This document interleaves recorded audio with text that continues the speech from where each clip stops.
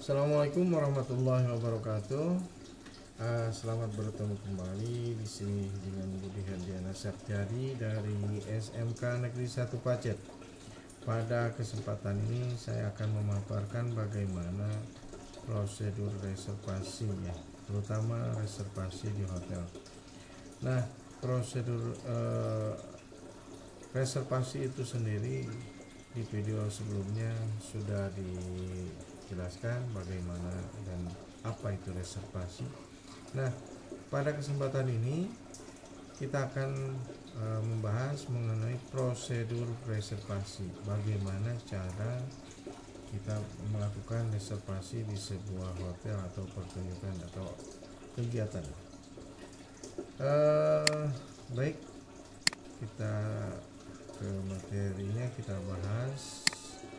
Nah, di sini kata reservasi atau pemesanan dalam dunia pariwisata disebut juga booking ya. Istilah lainnya dari reservasi adalah booking, memesan. Kadangkala wisatawan tidak dapat membedakan arti dari kedua kata tersebut. Oleh karena itu perlu ditegaskan bahwa kedua kata tersebut tidak memiliki perbedaan arti. Reservasi atau booking itu sama aja. Sesuai dengan keinginan atau ya enaknya menyebutnya seperti apa. Bisa reservasi, bisa juga booking. Kemudian berikutnya bagaimana kita menerima permintaan pemesanan kamar. Nah, di sini kita akan bahas yaitu suatu kegiatan atau proses mengumpulkan informasi atau data tentang calon tamu dan orang yang melakukan pemesanan kamar. Informasi yang diperlukan oleh pihak hotel antara lain nanti kita bahas pada slide selanjutnya. Di sini jadi prosedur reservasi itu sendiri yaitu suatu kegiatan ya, proses pengumpulan informasi di mana pihak penyelenggara atau pihak hotel memerlukan data mengenai seberapa banyak tamu yang akan hadir, tamu yang akan datang, tamu yang akan menginap di hotel atau di pertunjukan. Begitu pihak panitia, pihak penyelenggara atau pihak panitia yang akan menerima tamu itu harus betul-betul mempunyai informasi yang akurat. Nah, untuk itu informasinya yang harus diberikan pada panitia antara lain adalah jenis dan jumlah kamar yang diinginkan. Kalau misalkan di hotel, berapa kamar yang akan ditempati oleh tamu. Jenisnya, jenis kamar itu ada standar, deluxe, twin, suite dan sebagainya. Itu jenis kamar yang seperti apa yang akan dipakai.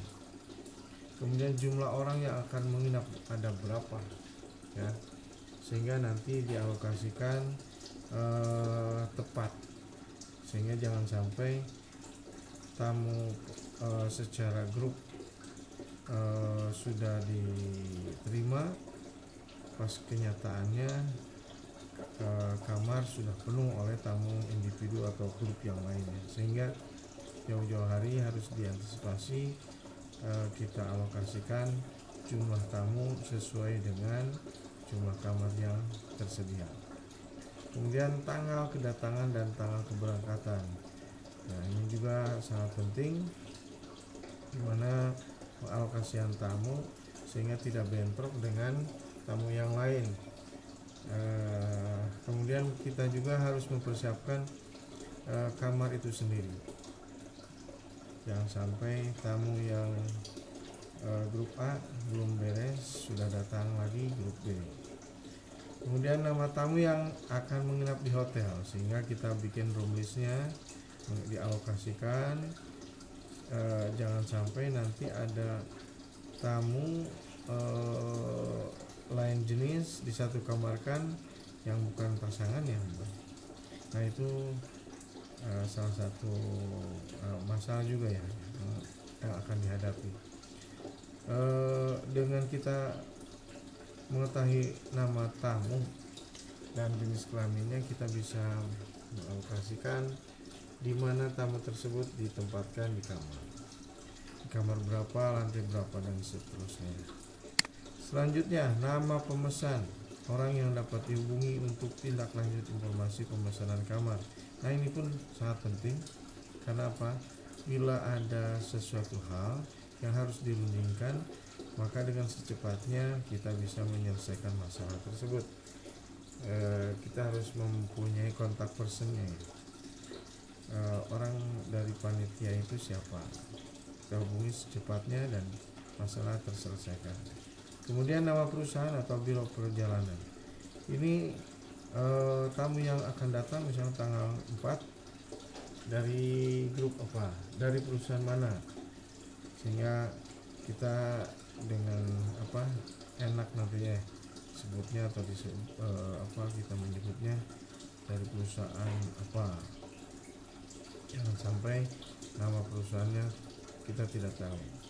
Kemudian alamat dan nomor telepon perusahaan, ini pun sangat penting untuk data kita, sehingga kalau ada sesuatu hal kita secepatnya bisa mengantisipasi. Kemudian rincian kedatangan, waktu dan transportasi yang digunakan. Waktunya berarti kapan tamu tersebut akan datang, kemudian jenis transportasi yang mereka gunakan apa. Misalkan kalau mobil biasa, mobil kecil, biasanya itu lahan parkirnya bisa diatur. Kalau misalkan datangnya berbentuk bis, nah itu memerlukan penanganan khusus. Kalau misalkan tempat atau area parkirnya tidak memenuhi, sehingga harus dipikirkan nanti dialokasikan di sebelah mana, dan jangan sampai mengganggu pihak lain, baik itu mengganggu kendaraan lain ataupun mengganggu kepentingan tamu itu sendiri. Kemudian cara pembayaran yang digunakan, nah ini penting ya.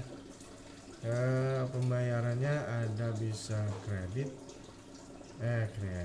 bisa cash ataupun via debit. Debit bisa dengan mobile banking, dan cash berbentuk uang secara real. Ini harus ada kejelasan berapa total pembayarannya, berapa diskonnya, dan seterusnya, sehingga pada pelaksanaannya cara pembayaran ini tidak jadi masalah yang jelimet. Nah, yang terakhir adalah permintaan khusus. Kita harus tahu permintaan khusus dari masing-masing tamu harus diperhatikan, sehingga misalnya ada yang biasanya mandi pakai ember, nah di kamar tidak ada ember. Nah, itu harus ditanyakan ke masing-masing tamu pada saat reservasi.